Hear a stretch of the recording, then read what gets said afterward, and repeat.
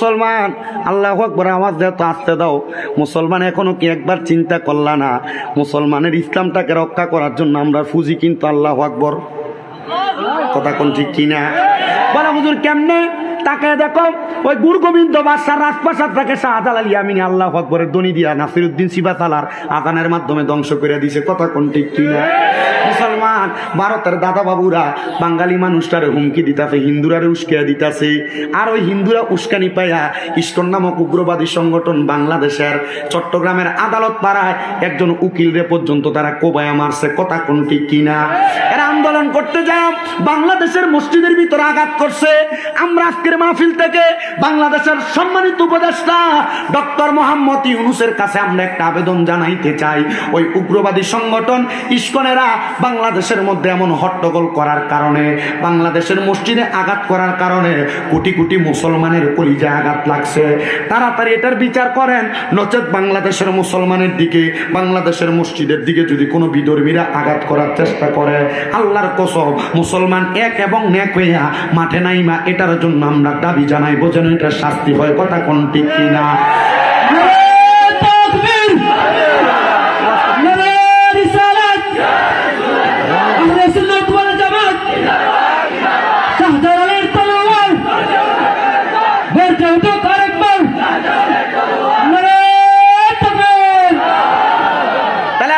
ইসলাম রক্ষার্থে, কোরআনের ইজ্জত রক্ষার্থে, রসুলের ইজ্জতের চাদর ধরে যদি কেউ টানাটানি করে, আমরা মুসলমান রসুলের ইজ্জতের চাদর রক্ষা করার জন্য, কোরআনের আইনকে বাস্তবায়ন করার জন্য আমরা মুসলমান এক থাকার দরকার আছে না নাই?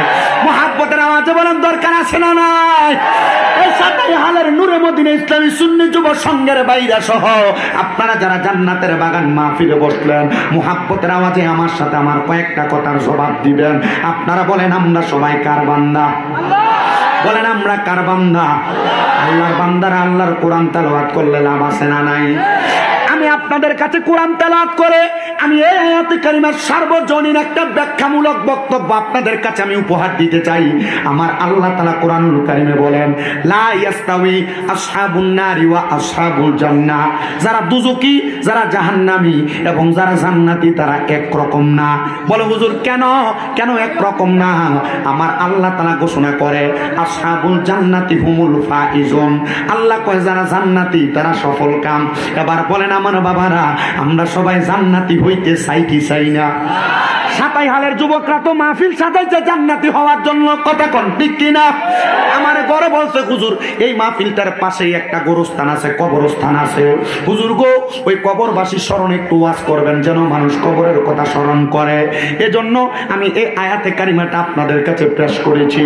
এই আয়াতে কারিমার তাফসীর করতে গিয়ে আল্লামা জালালউদ্দিন সিয়ুতী রাহমাতুল্লাহ আলাইহি ওনার তাফসীরে জালালাইন শরীফের মধ্যে একটা সুন্দর কথা উল্লেখ করেছেন।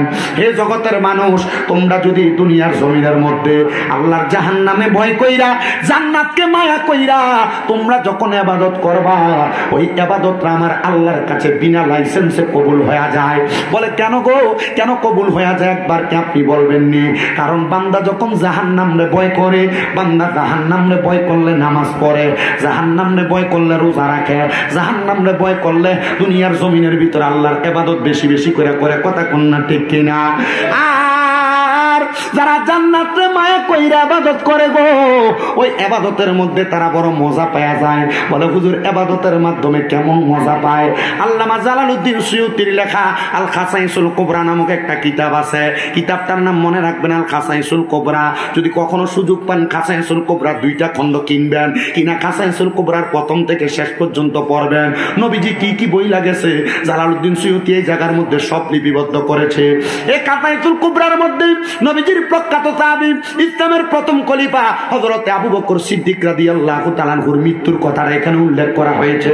জালালউদ্দিন সিয়ুতী রাহমাতুল্লাহ আলাইহি সেখানে লিখতেছেন, জগতের মানুষ যখন নবীজির সাহাবী হযরত আবু বকর সিদ্দিক রাদিয়াল্লাহু তাআলা আনহু ইন্তেকাল করলেন, ইন্তেকাল করার পরে আবু বকর সিদ্দিক রাদিয়াল্লাহু তাআলা আনহুর লাশ মুবারকটা মসজিদে নববীর ভিতরে জানাজার জন্য আনছে। কিসের জন্য? জোরে কোন না? জানাজা দেওয়ার জন্য আনছে। উনি লিখতেছে, ও জগতের মানুষ, আবু বকর সিদ্দিক রাদিয়াল্লাহু তাআলা আনহুর লাশটাকে জানাজার জন্য আইনা যখন সিদ্দিক আকবরের জানাজার নামাজ পড়ানো হইল, জানাজার নামাজ পড়ানোর পরে ওই জায়গার মধ্যে অনেক সাহাবায়ে কেরাম উপস্থিত ছিলেন। তার মধ্যে নবীর একটা প্রখ্যাত সাহাবী যার নাম হযরতে তালহা রাদিয়াল্লাহু তাআলা আনহু, উনি বলেন আমরা আবু বকর সিদ্দিক রাদিয়াল্লাহু তাআলা আনহুর জানাজা পড়ার পরে আমরা চিন্তা করলাম আবু বকর সিদ্দিক রাদিয়াল্লাহু তাআলা আনহুর আমরা কোন জায়গায় মাটি দিব। কিন্তু এখন আমার মনে হইল রহমতের নবী বলছে আমার নবীজির পাশে যেন আবু বকর সিদ্দিককে মাটি দেওয়া হয়। যারা মক্কায় গেছেন,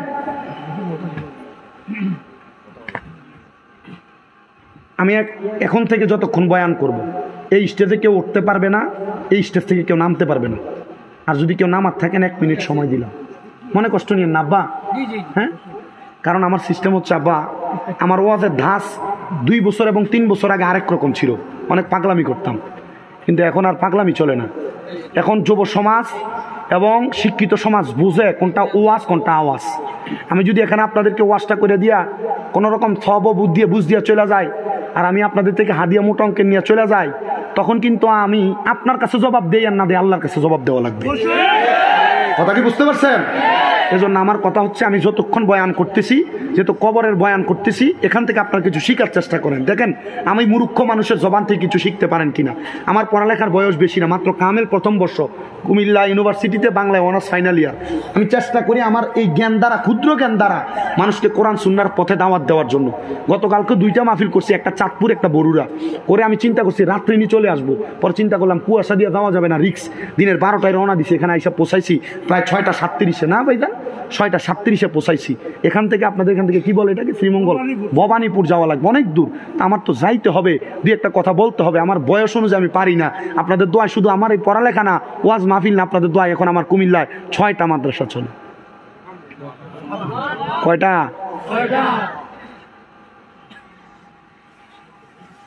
তো এতটুক মনে রাখেন, আমার ডিস্টার্ব দিয়েন না, আমি একটু বয়ান না। মাইক ঠিক আছে, 1 নাম্বার মাইক। 4 ঘন্টা ওয়াজ করলে গলায় কিছু হবে না।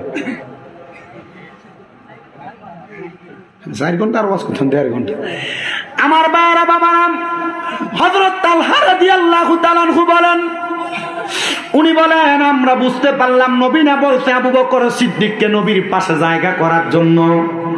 আমরা আবু বকর সিদ্দিকের লাশ মুবারকটা নিয়ে নবীর রওজা মুবারকের সামনে যেয়ে দাঁড়াইলাম।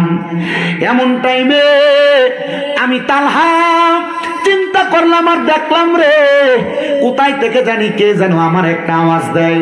বলে কিসের আওয়াজ দেয় জানো? আওয়াজটা হইল আমার ওই কবরের ভিতর থেকে, রওজা মুবারকের ভিতর থেকে বলতেছে, এ তালহা, এ নবীর সাহাবীরা রে, তোমরা কেন আমার আবু বকর সিদ্দিককে কবরে রাখতে দেরি করতেছ? বলে কেন কেন গো? আমার নবী, রহমতের নবী, রওজা মুবারক থেকে হযরত তালহার কাছে জবাব দেয়, আমার তালহা শুইনাল রে, আবু বকর আমার দুনিয়াতে সঙ্গী ছিল, সাহাবী ছিল। আবু বকর আমি নবীর হিজরতের সাথী ছিল। তাড়াতাড়ি আবু বকর রে কবরে নামাইয়া দাও। আবু বকর আমি নবীর রওজার পাশে শুইয়া আমি নবীর সঙ্গী হইয়া যাবে। ওরে আবু বকর অবশেষে জায়গা পাইল নবীর পাশে। আবু বকর অবশেষে জায়গা পাইল নবীর কাছে। জীবনে আর দুঃখ রইল না বাবা, শোনো না হাদিসে পাকে বর্ণনা। বলেন যে মদিনায় যাইবে নবীর দিদার পাইবে, যে মদিনায় নবীর দিদার পাইবে, সাফায়াত করবে শাহে মদিনা। বাবা শোনো না হাদিসে পাকে বর্ণনা, বর্ণনা হাদিসে পাকে বর্ণনা। সিদ্দিকে আকবরের দাবি দেখবি যদি দয়াল নবী। সিদ্দিকে আকবরের দেখবি যদি দয়াল নবী জীবনে আর দুঃখ থাকবে না, বলেন থাকবে না। আবু বকর ভালোবেসে জায়গা পাইল নবীর পাশে, আবু বকর ভালোবেসে জায়গা পাইল নবীর পাশে, জীবনে আর জ্বালা রইল না। বাবা শোনো না হাদিসে পাকে বর্ণনা, যে মদিনায় যাইবে নবীর দিদার পাইবে, যে মদিনায় যাইবে নবীর দিদার পাইবে, শাফাত করবে শাহে মদিনা। বাবা শোনো না হাদিসে পাকে বর্ণনা। তাহলে বলেন আমরা সবাই ওই নবীরে ভালোবাসা আমরা নবীরে কবরে চাই কি চাই না? আমার সাতাই হালের বাবারে, ও যুবক বন্ধু, দুনিয়াতে নবী নবী করে কবরে গেলা, ওই কবরে তো তোমার তিনটা প্রশ্ন করা হবে, মান রব্বুকা ওয়ামান দীনুকা। কিন্তু 3 নাম্বার প্রশ্ন করবে ওয়ামান নাবিয়ুকা ওয়ামান হাজার রাসূল। এই প্রশ্ন যদি তোমারে করা হয়, নবীজির চেহারা মুবারকটা সামনে দেখে তোমারে বলবে মান হাজার রাসূল, এই ব্যক্তিরে তুমি চিনো কিনা? যদি তুমি দুনিয়াতে কবরের ফুজি লইয়া কবরে না যাও, দুনিয়ার মধ্য থাইকা কবরের মাল সামান রেডি করে কবরে না যাও, নবী যদি তোমার দাড়ি সারা চেহারা দেইকা কয় তোরে তো আমি চিনি না, দাড়ি যে ফুম শেভ করলা, নবী যদি কয় এটা আমার উম্মত হইলে মুখে দাড়ি থাকতো।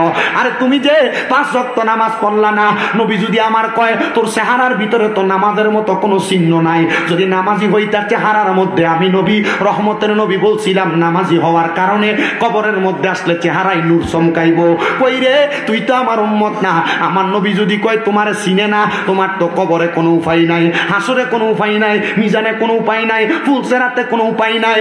ও আমার সাতাই হালের যুবক, সাতাই হালের মুরব্বী বাবারা, ও পর্দার অন্তরালের মা বোনেরা, এই জন্য আমি আপনাদের সবার কাছে বলতে চাই, আপনারা যদি দুনিয়ার জমিনের মধ্যে থাইকা আমার আল্লাহ তাআলার খুশির জন্য যদি কবরটারে আপনারা সুন্দর বানাইতে চান, আপনারা এমন ভাবে আপনাদের জীবনটারে গঠন করেন যেন আপনি কবরে গেলে আপনার দুনিয়ার সব মানুষ আপনার জন্য কান্নাকাটি করতে থাকবে।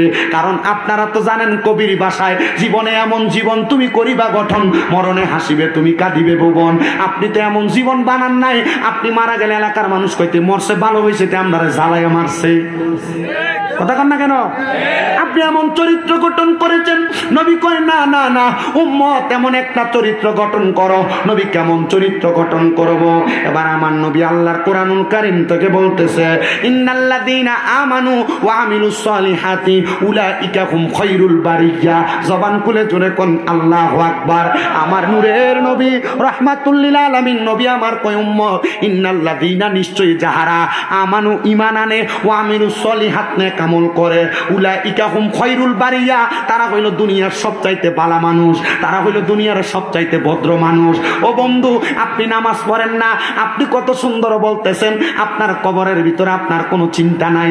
একবার কি চিন্তা করছো আল্লাহর নবী রহমতের নবী কোরআনুল কারীমের এই আয়াতের আগের আয়াত তেলাওয়াত করে শোনায়া দেয়, ইন্নাল্লাযীনা কাফারু মিন আহলিল কিতাবি ওয়াল মুশরিকিনা ফি নারি জাহান্নামা খালিদিনা ফিহা উলাইকা হুম শাররুল বারিয়া।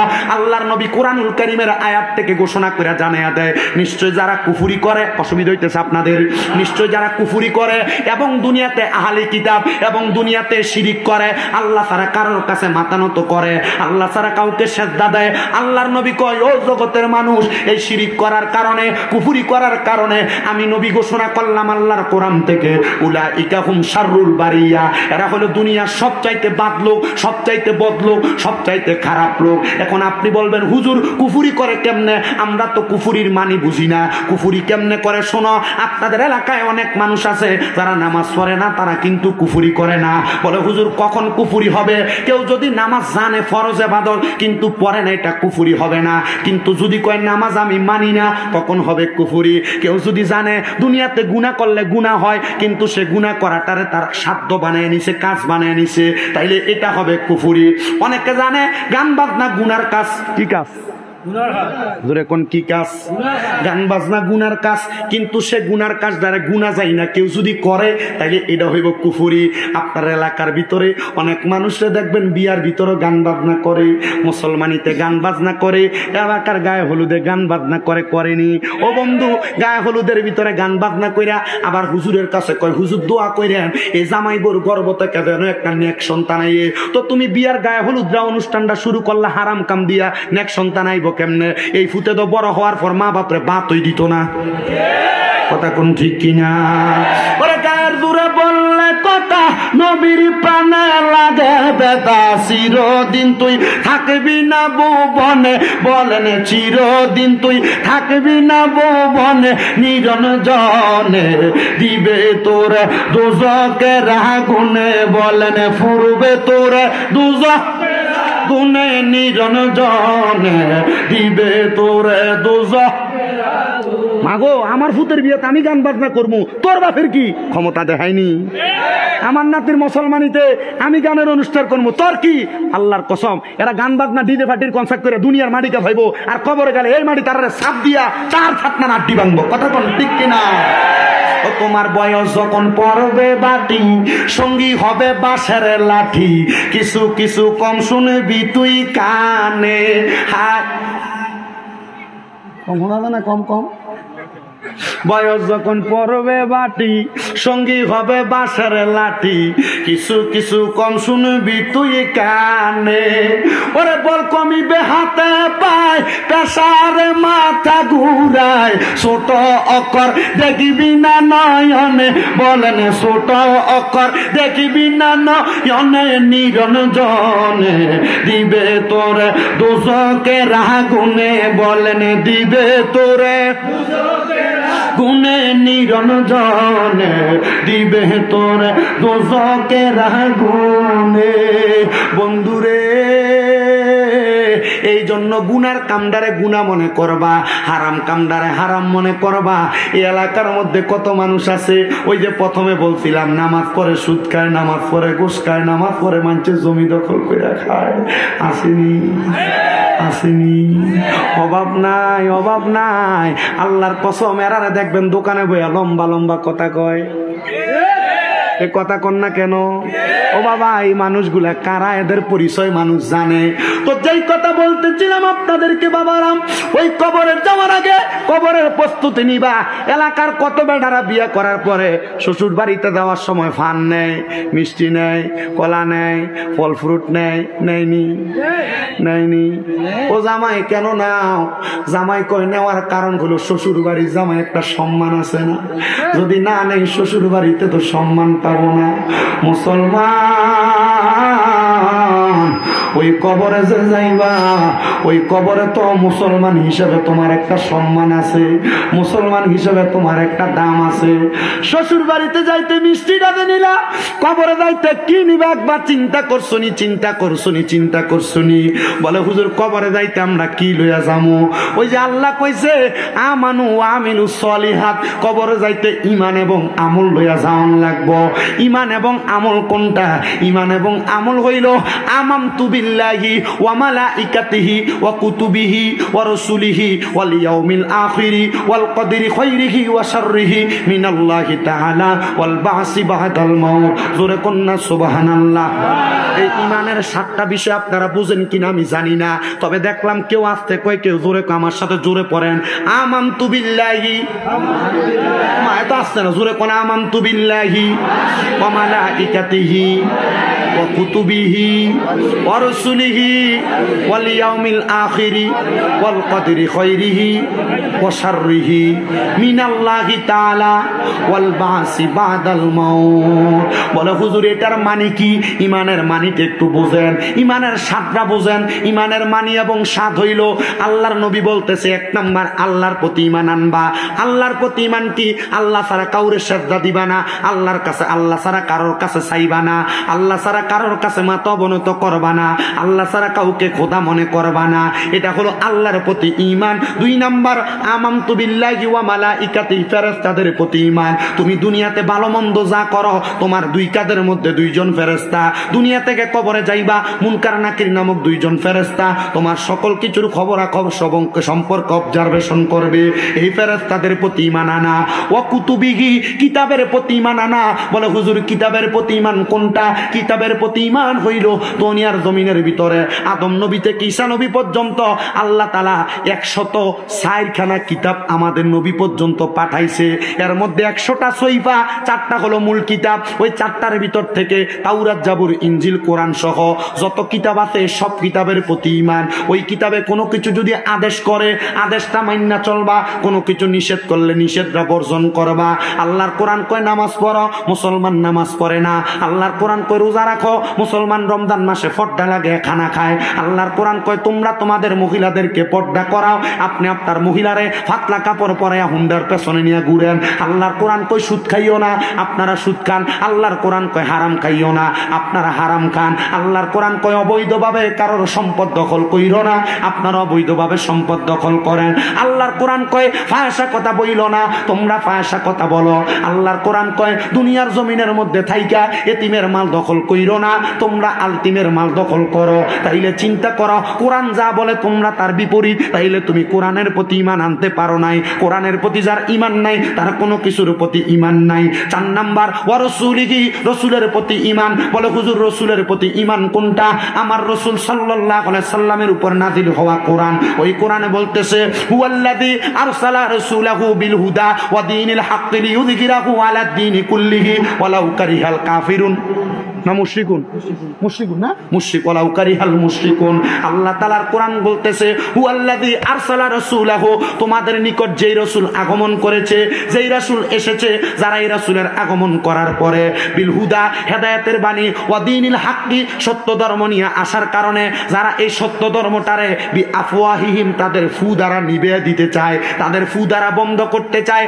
আল্লাহ কয় এরা কেউ না, কেউ না, এরা হইল মুশরিক, এরা হলো বেঈমান। তাইলে বোঝা গেল ওই রাসূলের হেদায়েতের বাণী মানতে হবে। রাসূলের হেদায়েত হইল নামাজের পথে আসা, কোরআনের পথে আসা, সুন্দর পথে চলাফেরা করা। কিন্তু আপনি তো ওইভাবে চলেন না, তাইলে আপনি রাসূলের প্রতি ঈমান আনেন নাই। তাইলে রাসূলের প্রতি ঈমান আনার দরকার আছে না নাই? এবার হইল 5 নাম্বার ওয়াল ইয়াউমিল আখিরি, আখিরাতের প্রতি ঈমান। বলে হুজুর আখিরাতের প্রতি ঈমান কোনটা? আপনি যে দুনিয়া থেকে মারা যাবেন, আপনারা কাফন দিবে, দাফন দিবে, কবরের মধ্যে শোয়াইবে। ওই কবরের মধ্যে শোয়ানোর পরে মুনকার নাকির ফেরেশতা আপনার কবরে প্রশ্ন করবে।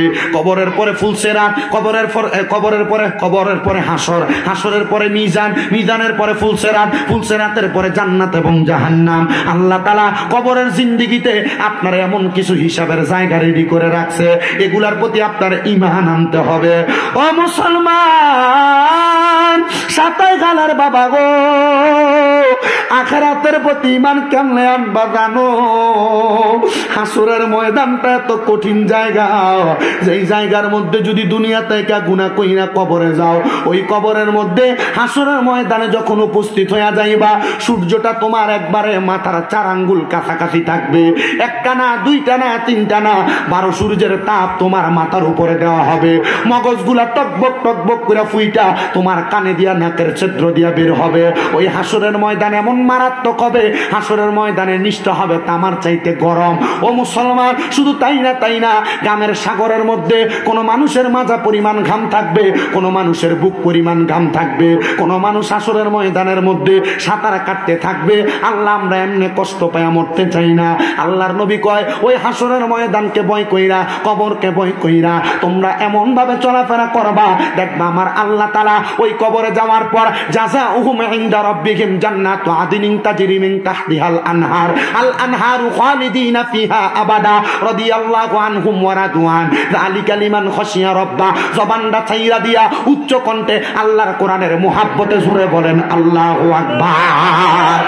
আমার আল্লাহ তাআলা কয় দুনিয়াতে কেউ যদি কবর হাসর মিজান ফুলসিরাতকে ভয় কইরা নামাজ পড়ে রোজা রাখে হজ করে যাকাত দেয় দান সদকা করে আমার আল্লাহ তাআলা ওই বান্দাকে একটা জাযা প্রদান করব ওই জাযাটার নাম হলো জান্নাতুল আদন ও নবী গো জান্নাতুল আদনটা দেখতে কেমন আপনি বলেন না আমার নবী কয় ওই জান্নাতুল আদন দেখতে এমন তাহতিহাল আনহার ওই জান্নাতের নিচে দিয়ে একটা নদী প্রবাহিত হবে নহর প্রবাহিত হবে নবী গো নবী গো নবী গো ওই নহরের মধ্যে কেমন পানি থাকবে আমরা তো দুনিয়াতে সাদা মিনারেল ওয়াটার পানি পান করি আল্লাহর নবী কয় না রে উম্মত না ওই নহরের ভিতরে পানি থাকবে 4 প্রকারের পানি ও নবী গো কেমন 4 প্রকারের পানি আপনার কাছে জানতে চাই আমার নবী রহমতের নবী বলতেছে 1 নাম্বার থাকবে জান্নাতের সারাবান তাহুরা ও নবী সারাবান তাহুরা কারা পান করবে নবী আমার কয় যারা কোনোদিন দুনিয়াতে নেশা পান করে নাই ওই ব্যক্তি সারাবান তাহুরা পান করবে 2 নাম্বার ইন্না আতাইনা কাল কাউসার কাউসারের পানি ওই নদীতে থাকবে নবী গো কাউসারের পানি কারা পান করবে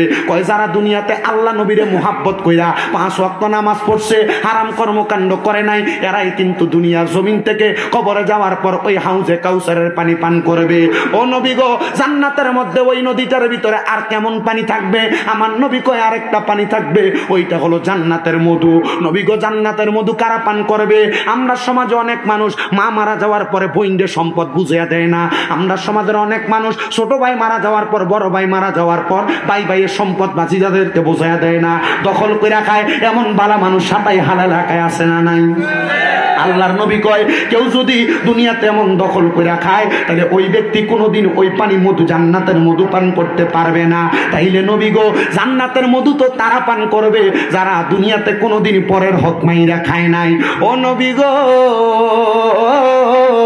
ওই জান্নাতের মধ্যে আরেক প্রকার পানি কি থাকবে আমার নবী কয় জান্নাতের লাবান মানে দুধ থাকবে নবী গো জান্নাতের দুধটা কে পান করবে আমার নবী কয় কেউ যদি কোনোদিন তার জবান দিয়া মিথ্যা কথা না বলে জবান দিয়া যদি কোনো মানুষ মিথ্যা কথা না বলে ফায়সা কথা না বলে গালিগালাজ না করে তাইলে ওই ব্যক্তি জান্নাতের দুধ পান করব আমরা সমাজের মানুষ বন্ধু বন্ধু কত সুন্দর গালি দিয়া কথা বলে ভাই ভাইরে গালি দিয়া কথা বলে বন্ধু বান্ধব চলার পথে কত গালি দিয়া কথা বলে ব্যবসা করতে দেয়া কত মিশা কথা বলে আল্লাহর কসম আমার এই জিনিসটা কিনা হলো 60 টাকা বেশি লাভ করার লাগে নিজেই কই এটার দামই তো 80 টাকা আপনি 10 টাকা লাভ দেন আল্লাহর কসমে ব্যবসায়ীরা মিথ্যুক এই মিথ্যা কথা বইলা যারা ব্যবসা করে এই ব্যক্তিও পর্যন্ত জান্নাতের দুধ পান করতে পারবে না মুসলমান তাহলে আখিরাতের প্রতি ঈমানের কথা বলতেছিলাম ওই জান্নাতের মধু যদি পান করতে চাও জান্নাতের মধু সাধারণ মানুষ পান করবে না জান্নাতের মধু পান করবে তারা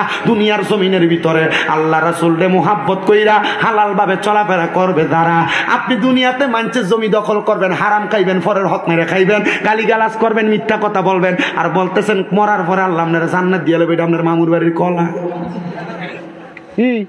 কথা কয় না ঠিক কিনা আল্লাহ বোঝার তৌফিক দান করুক জোরে কোন আমিন এজন্য তো আশেক মাঝে মাঝে কয় হে রাসূল তোমায় ভালোবাসি অন্তরে শুধু মুখে না জান্নাতের আশায় নয় হে রাসূল জাহান্নাম কেউ ডরি না আপনি মুখ দিয়ে বলছেন নবীজি আপনারে ভালোবাসি নবী কইছে হারাম খাইও না আপনি হারাম বেশি করে খান কথা কেন কেন নবী বলছে তুমি পরের হক খাইও না আপনি এটা আরো বেশি করে খান নবী কো মিশা কথা কইও না আপনি মিশা কথা বেশি করে কোন আপনি এগুলো কইরা যদি আপনি কোন যে আপনি রাসূলরে ভালোবাসেন রাসূলরে ভালোবাসেন নবীকে মিথ্যুক কাযযাব এটা আমাদের দলভুক্ত নয় এটা আমি নবীর দলের মানুষ না গো সুন্নি রাসূলের প্রেমিক এ উরুসের নাম দিয়া গান বাজনা করে ঠিক ঠিক সিটার সিটার আর আপনাদের এই সাইটের ভিতরে এগুলো বেশি হয় কি হয় না পিছন দিয়া ব্যানারে লেখা উরুস মুবারক কিন্তু আইয়া গান গাই বেডি এলাকার যুব সমাজ একসাথে হয়ে এদেরকে বয়কট করবা রাজি আছেন না নাই আর এদের কারণে আহলে সুন্নাত ওয়াল জামাতের বদনাম হচ্ছে আর আপনারা যারা ঠিক ঠিক কইতেছেন আপনারা আগের কাতারে যায় বেরিয়ে কোমল লারানি দেখবার লেগে সামনে দিয়ে খাড়ে আছে কথা কয় না কেন ঠিক কিনা এগুলো কি জায়েজ কাম না হারাম কাম এগুলো যারা করে তারা ভণ্ড কথা বলেন ঠিক কিনা আমি মাজারের পক্ষের লোক আমি আল্লাহর ওলির মাজারে যাই শাহজালাল ইয়ামিনীর মাজার জিয়ারত করি, জিয়ারত করার সময় সূরা ফাতিহা পড়ি, সূরা ইখলাস পড়ি, সূরা ওয়াকিয়া পড়ি, সূরা আর রহমান পড়ি, সূরা দোহা তেলাওয়াত করি, সূরা ইয়াসিন তেলাওয়াত করি, আমি এরার মতো যে মাথা ঠেকাই না। কথা বলেন না কেন? কারণ আহলে সুন্নাত ওয়াল জামাতের আকীদা মাজারে সেজদা দেওয়া নয়, জিয়ারত করা। নবীজি বলতে তোমরা বেশি বেশি জিয়ারত করো। নবী কেন বলে? জিয়ারত তোমাদেরকে মরণের কথা স্মরণ করে দেয়। আপনার কষ্ট হইতেছে? কটা বাজে? আরো 15 মিনিট আছি। আল্লাহ কবুল করো, আমিন কর। আপনারা আসুন না আমার লগে, কষ্ট হইব আপনারা আসুন না ইনশাআল্লাহ। আল্লাহ যেন কবুল করে, জোরে কোন আমিন। সবাই দুরূদ শরীফ পড়েন। আল্লাহুম্মা সাল্লি সর্বতে গেছে নাবিয়ানা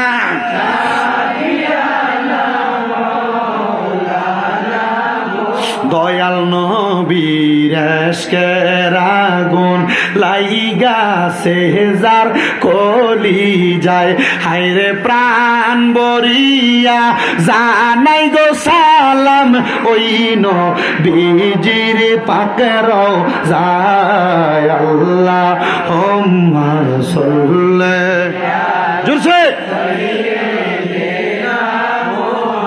মাদেনা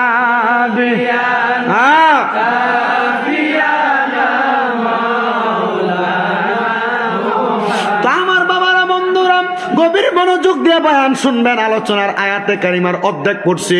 আল্লাহ কয় তাজরি মিন তাহতিহাল আনহার, ওই জান্নাতে তো সুন্দর নিচি দিয়া নদী প্রবাহিত হইব। নদীর ভিতরে পানি কয় রকমের?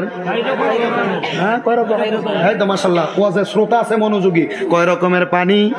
1 নাম্বার কাউসারের পানি, 2 নাম্বার সারাবন তহুরা, 3 নাম্বার জান্নাতের লাবান, 4 নাম্বার জান্নাতের মধু। কাউসারের পানি পান করব তারা, কোরআন হাদিসে নবীরে আল্লাহরে মুহাব্বত করব যারা, সারাবান তহুরা পান করব তারা, নেশা করে নাই যারা, জান্নাতের মধু পান করব তারা, পরের হক মাইরা খায় নাই যারা, জান্নাতের দুধ পান করব তারা, কোনোদিন দুনিয়াতে মিথ্যা কথা গালিগালাজ করে নাই যারা। এবার আমরা এমন পানি পান করতে চাই কি চাই না? ও মুসলমান, এবার আমার আল্লাহ তাআলার নবীরে সাহাবায়ে কেরাম প্রশ্ন করি, ইয়া রাসূলুল্লাহ এগুলা কারা কারা ভোগ করবে? ওই জান্নাতের ভিতরে মানুষ কতদিন থাকবো? 1 দিন, 2 দিন, 3 দিন? আমার নবী কয় না না না, ওই জান্নাতের ভিতরে থাকবো হাফেজ সাহেব খালিদিনা ফিহা। জোরে কয় না সুবহানাল্লাহ।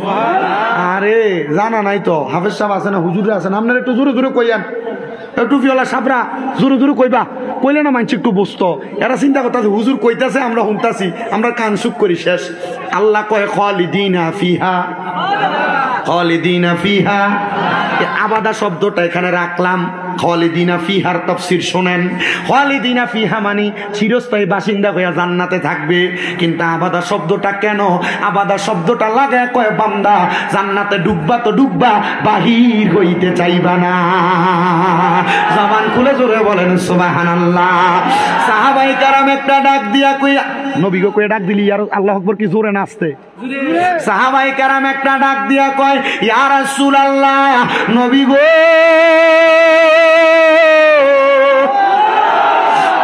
মায়ার নবী গো, ওই জান্নাতের মধ্যে তারা কতদিন থাকবে?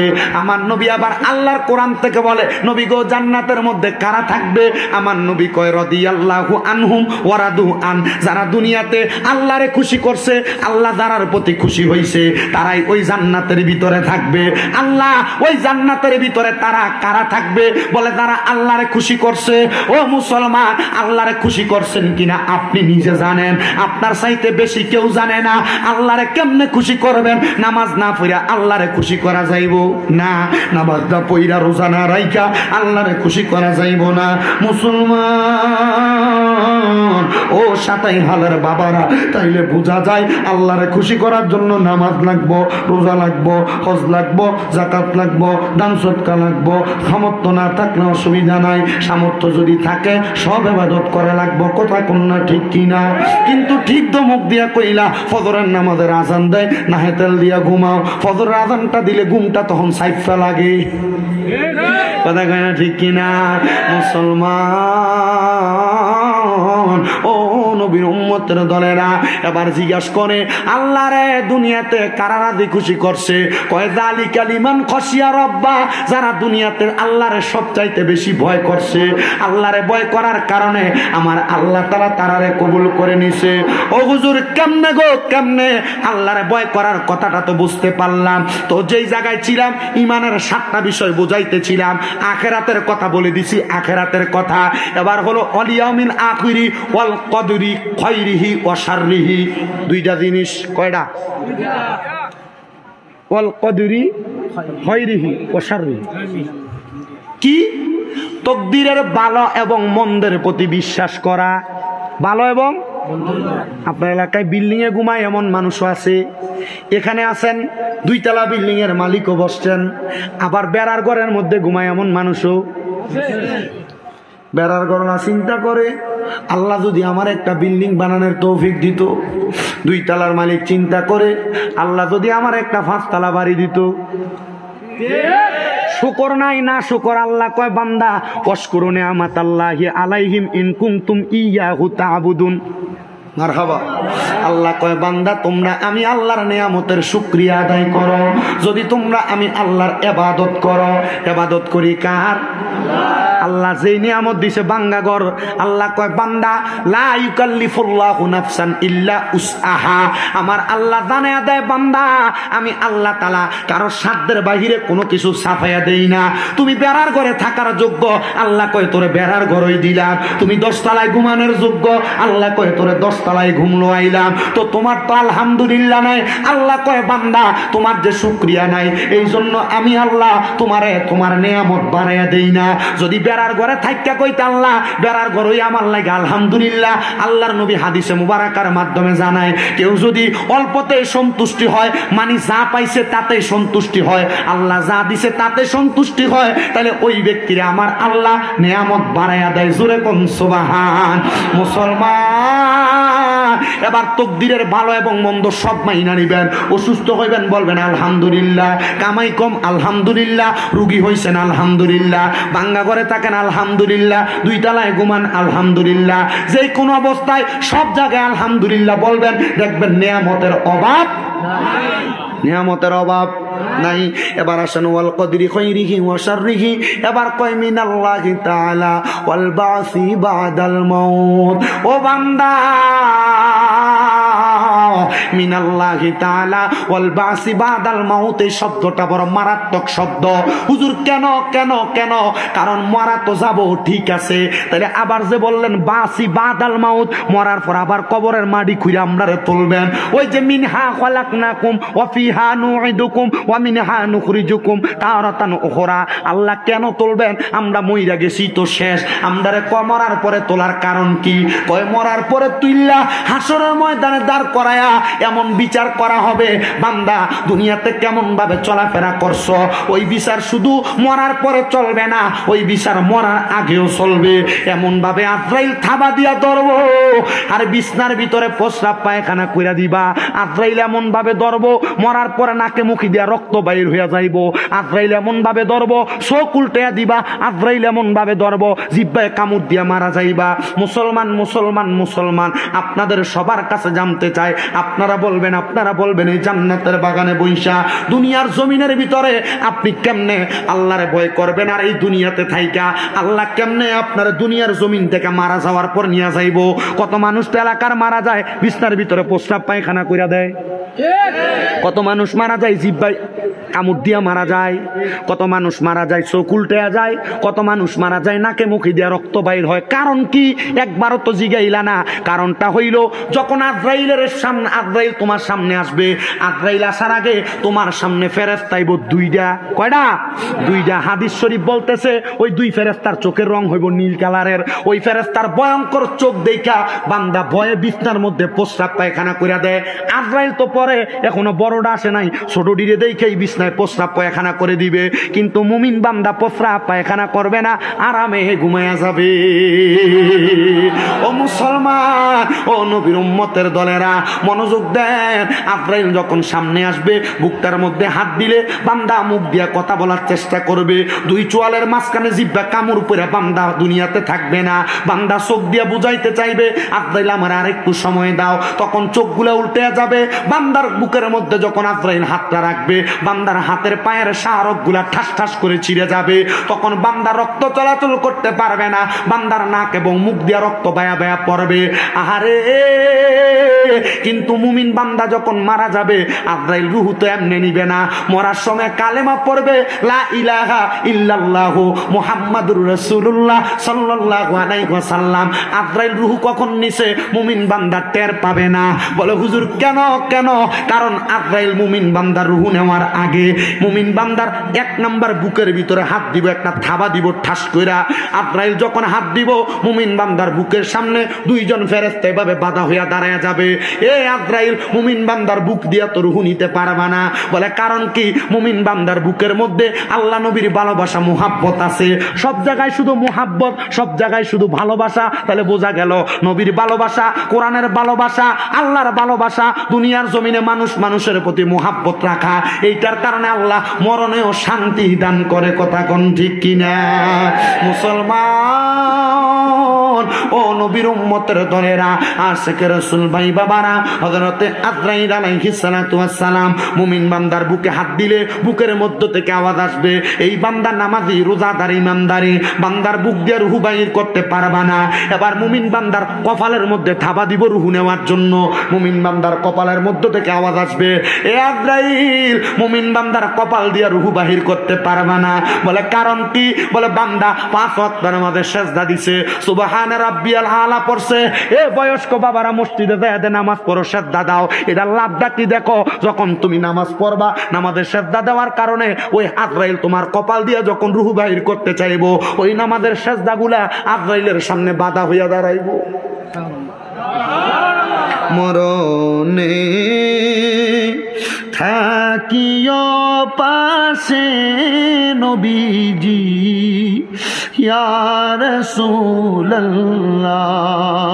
মরণে থাকিও পাশে নবীজি, ইয়া রাসূলুল্লাহ। আশিকের শান্তি যেন পাই দরদি, ইয়া রাসূলুল্লাহ।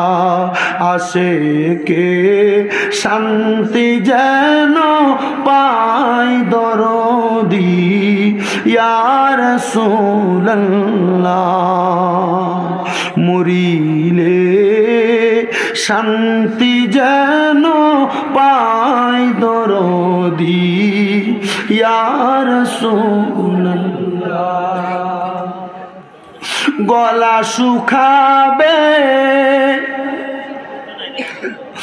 চোখ ভাঙিবে, গলা শুকাবে, চোখ ভাঙিবে, থাকিবে না উপায় দরদি, ইয়া রাসূলুল্লাহ। বলেন মরণে থাকিও পাশে দরদি, ইয়া রাসূলুল্লাহ। কবরে রাখিবে আমায়, থাকিবে না বন্ধু বান্ধব, পকেটের কামাই, থাকিবে ঈমান আমল দরদি, ইয়া রাসূলুল্লাহ। থাকিবে ঈমান আমল দরদি, ইয়া রাসূলুল্লাহ। আরে বাবা, নবীজি কবরে থাকবে, বিশ্বাস আছে না নাই? একটু মুহাব্বতে বলেন, মরণে থাকিও পাশে নবীজি। আওয়াজ হয় নাই, জোরে বলেন, মরণ মরণে থাকিও পাশে দরদিয়া এ আশায় দিন রাত কেটে যায় ইয়া রাসূলুল্লাহ জাহান্নাম কি যে ভয়ঙ্কর দেখিলে তোমার দিদার হারাম হয়ে যায় মরণে থাকিও পাশে দরদি ইয়া রাসূলুল্লাহ মরণে থাকিও পাশে দরদি ইয়া মুসলমান নবী আমার কয় মুখের ভিতরে হাত দিলে তোমার কপাল উত্তর দিবে আজরাইল মুখ দিয়ে রূহ কবজ কইরো না। ও মুসলমান এবার তোমার ডান দিক দিয়ে আজরাইলে হামলা চালাইবো, এমন ভাবে থাবা দিব তোমার ডান দিক থেকে জবাব দিবে। হে রে বান্দা, ডান দিক থেকে জবাব আসতেছে, তুমি এই ডান দিক দিয়া বান্দার রূহ কবজ করতে পারবা না। বলে কেন কেন কেন?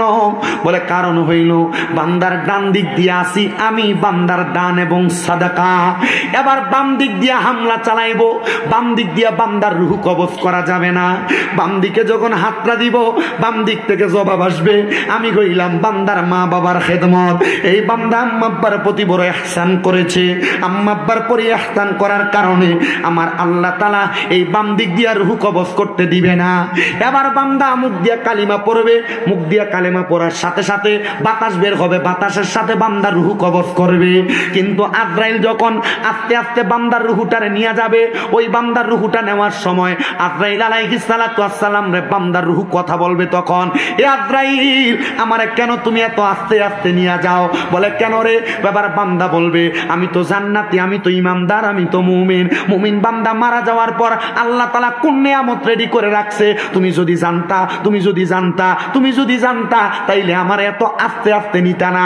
অনুরূপ ভাবে কোন বেঈমান বেআমল বেনামাজি যদি মারা যায়, আজরাইল রে ওই বান্দার রূহ বলবে আজরাইল তুমি আমারে কেন এত তাড়াতাড়ি নিয়ে যাও? আল্লাহ আমার জন্য কত কষ্ট রাখছে, যদি তুমি জানতা তাইলে তুমি আমার এত তাড়াতাড়ি নিয়ে যাইতা না। মুসলমান রে, ও নবীর উম্মতের দলেরা, আশিক রাসূল ভাইয়ারা, আশিক রাসূল বাবারা, আপনাদের সবার কাছে আমার আবদার হইল এমন ভাবে চলবেন। আমার আগে যেই হুজুর বয়ান করছে আপনাদের কাছে পিতা মাতার খেদমতের ব্যাপারে একটু কথা বলে দিয়ে গেছে, দামি দামি কথা। আল্লাহরে খুশি রাখার জন্য নামাজ পড়বেন, আল্লাহ খুশি, রোজা রাখবেন, আল্লাহ খুশি, কিন্তু আপনি আপনার মা বাবার মনে কষ্ট দিবেন। নামাজ রোজা সব গেল গা, নামাজ রোজা সব বিফলে চলে গেল।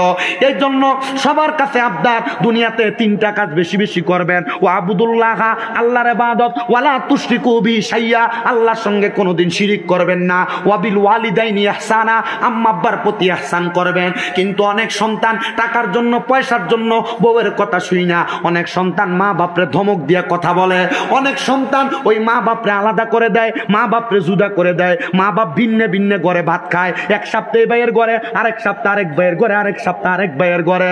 এই সন্তান এমন যদি কেউ কইরা থাকো, দাও তোমার পাও আমার সামনে দাও, আমি আমার জিহ্বা দিয়ে তোমার পাও পরিষ্কার করে দিব, তবুও ওয়াদা করবা এখান থেকে বাড়িতে যাইয়া ওই মা বাবার পায়ের মধ্যে ধরবা, দইরা বলবা মা আমারে মাফ করে দেন, দইরা বলবা বাবা আমারে মাফ করে দেন। যতক্ষণ পর্যন্ত মা বাপ বলছে মাফ করে দিছি, ততক্ষণ পর্যন্ত মা বাবার পাও ছাড়বা না। বলে হুজুর কারণ কি? কারণ কি? ওই মা বাবারে কষ্ট দিয়া, মা বাপরে ভাত না দিয়া আমি শামীম দাদানা পুরো সিলেট বিভাগের বড় আলেম আইনা ওয়াজ করাইবা, আল্লাহর কসম এই ওয়াজ দিয়ে কোনো লাভ হবে না, এই ওয়াজ দিয়ে কোনো ফায়দা হবে না।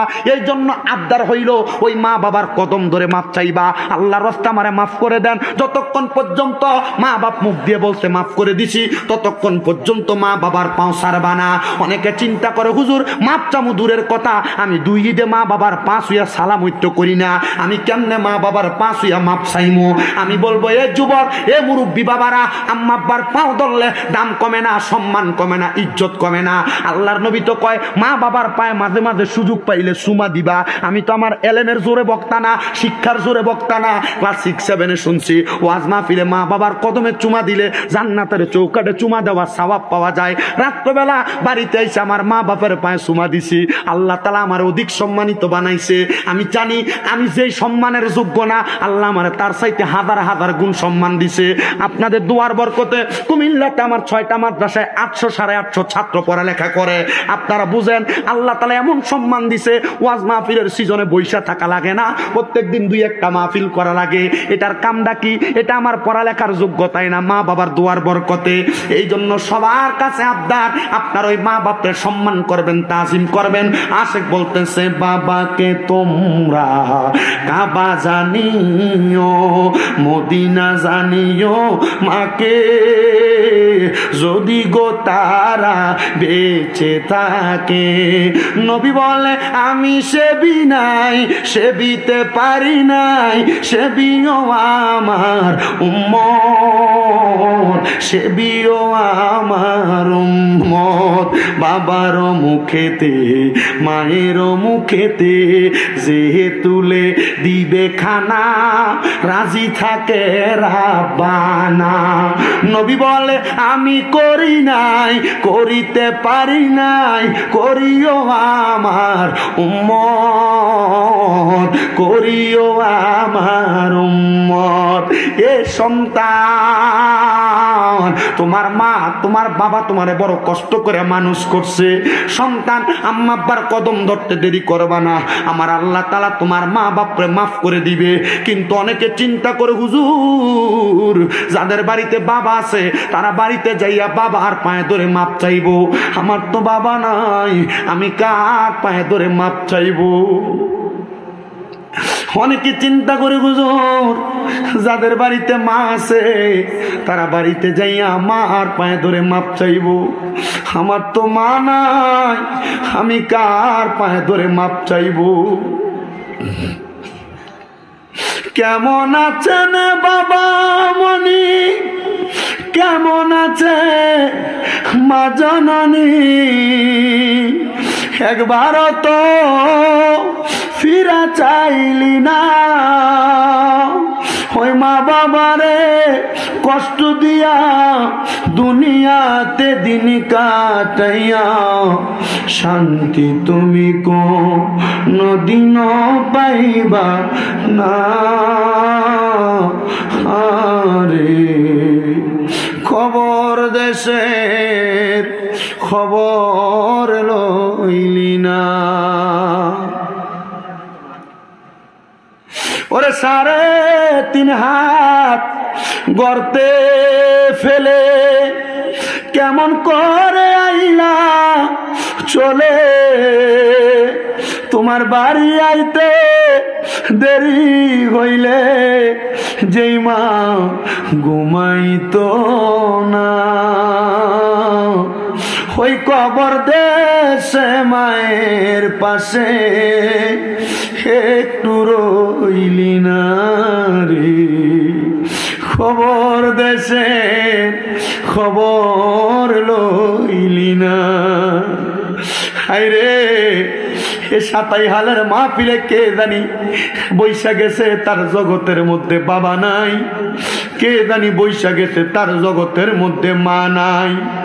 এ সন্তান আম্মা আব্বা কবরে গেছে, তোমার এখন সম্পদ দিয়া গেছে, কিন্তু তোমার মা বাবা তোমার কাছে ওই সম্পদ গুলা চায় না। কবরে যাওয়ার পর চিন্তা করে দেখো, মা বাপ যদি অসুস্থ থাকতো, যদি তুমি প্রতি মাসে মা বাপরে 2000 টাকার ওষুধ কিনা দিতা, 12 মাসে 24,000 টাকা মা বাবার পেছনে ব্যয় হইয়া যাইতো। চিন্তা করে দেখছুনি আব্বা আম্মা বড় কষ্ট করে তোমারে মানুষ করছে, ভালো কোনো খাবার খাওয়ানোর জন্য আব্বা আম্মা নিজে কত পরিশ্রম করছে, কিন্তু তোমার ব্যাংকে এখন টাকার অভাব নাই, ঘরের ড্রয়ারের মধ্যে টাকার অভাব নাই, কিন্তু তুমি 500 টাকা দিয়ে কিনা তোমার আব্বার একটা লুঙ্গি পরাইতে পারো না। তোমার মা নিজে না খেয়ে তোমারে খাওয়াইছে, সকালবেলা পান্তা ভাত গুলা রাইখা দিত, আমার সন্তান রৌদ্র যদি আসলে পান্তা ভাত গুলা খাইলে তার কলিজা ঠান্ডা হবে। আজকে ওই মা কবরে, আগে এক বেলা ভাত না খাইলে মা বারবার বলতো সন্তান ভাত কাটনা দি পেটটা পিঠের সাথে লাইগা রইছে। এখন মা কবরে সন্তান কেউ একবার তোমার জিজ্ঞাসা করে না সন্তান খানা খাইছুনি। ওই মা কবরে তোমার ঘরের মধ্যে মেহমান অতিথির অভাব নাই, কত মেহমান কত দামি দামি খানা খায়, কিন্তু তুমি সন্তান তোমার মার মুখের মধ্যে একটু দামি খানা তুইলা দিতে পারো না। আরে তোমার মা বাবা যে জায়গা তুমি তোমার দিয়া গেছে, যদি ওই বাড়ির ভাড়া মাসে 5,000 টাকা কইরা দিতা, 12 মাসে 60,000 টাকা ভাড়া দেওয়া লাগতো। আজকের জান্নাতের বাগানে বৈশা আমি মুসাফির মানুষ দোয়া করে দিয়ে যাব, আল্লাহ যেন তোমার মা তোমার আব্বার কবর জান্নাতের বাগান বানাই। মা বাপ তো কবরে টাকা পয়সা ধন সম্পদ কিছু চায় না, বছরে কি মা বাবার পেছনে 20-30 হাজার টাকা তোমার ব্যয় হইতো না? এই জান্নাতের বাগান, এই 27 হালের নূরে মদিনা ইসলামী সুন্নি যুব সংঘের মাহফিলে একটা সন্তান দাঁড়ায়া বলবা হুজুর আমার মা নাই দোয়া করবেন, আমার বাবা নাই দোয়া করবেন, এই মাহফিলের জন্য আমি 20,000 টাকা আগামী বছর দান করব। একটা ছেলে যদি হাতটা বাড়াও তার জন্য কাজ করে দোয়া করা হবে। আছেন নাকি একটা ধন্য মায়ের ধন্য সন্তান, ধন্য বাবার ধন্য সন্তান, বলে হুজুর আগামী বছর আমি 20,000 টাকা দান করব, আমার মা কবরে, আমার মার জন্য বেশি করে দোয়া করবেন। কেউ থাকলে হাত বাড়াইবেন, বলে হুজুর আমার মা নাই দোয়া করেন, আমার